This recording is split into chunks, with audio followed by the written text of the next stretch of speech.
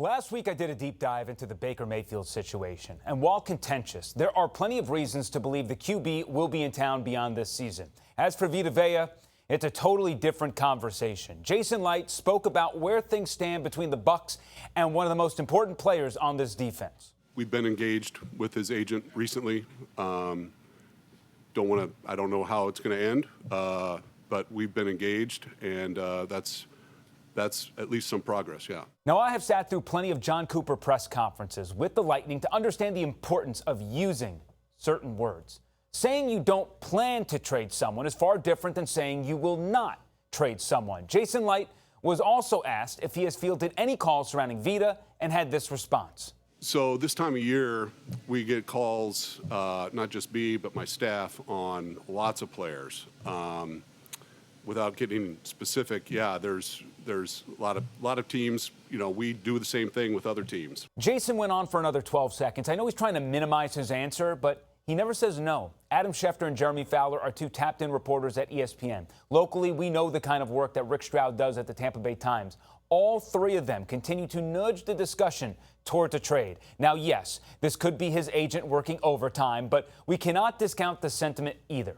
This is a 31-year-old nose tackle who has a listed weight of nearly 350 pounds. He understands where he's at in his career, and he has the opportunity at another long-term contract to get paid. Very rare in the NFL. As for the Buccaneers, say what you will about the Glazers, but they are consistent. Good luck finding historical examples of players in this organization to get a multi-year contract extension after the age of 30. So here's the difference between Baker and Vita. With Baker, there is a strong chance he will be back next season. With Vita, the team has been preparing for his departure. How do we know this? Well, they haven't restructured his contract in recent years. It minimized his dead cap hit. It created a clean split on the books moving into 2027. Here's the other thing. Look at the D-line room. The cupboard is not bare.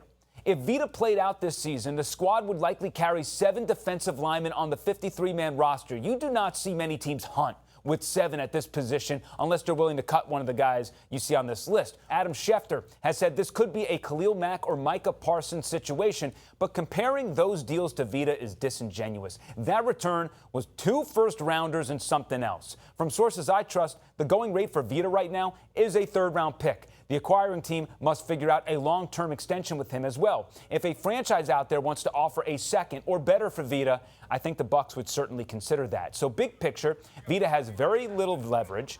He can threaten games at a significant cost to himself. The walls will eventually cave in on him. The Bucs will suffer in the short term, but likely have enough talent to wait him out. There is a world where the Bucs don't want to deal with the distraction, end things with Vita on decent terms, trade him for a 3rd-round pick, and call it good. The Patriots recently did that with Matthew Judon to the Falcons a couple of years ago, but New England was in a clear rebuild, and Judon didn't receive a long-term extension. Why would Vita want to leave a Todd Bowles system without a deal in place elsewhere? So I say all this because the Vita Vea situation is complicated. But let's say they move the Bucs legend. From a PR standpoint, this calendar year, they would have collapsed, missed the playoffs, kept Todd Bowles, lost Mike Evans, Levante David retired, traded Vita Vea, all while having their gregarious QB goof on them in front of a microphone. Would be quite the change in plans to sell this fan base.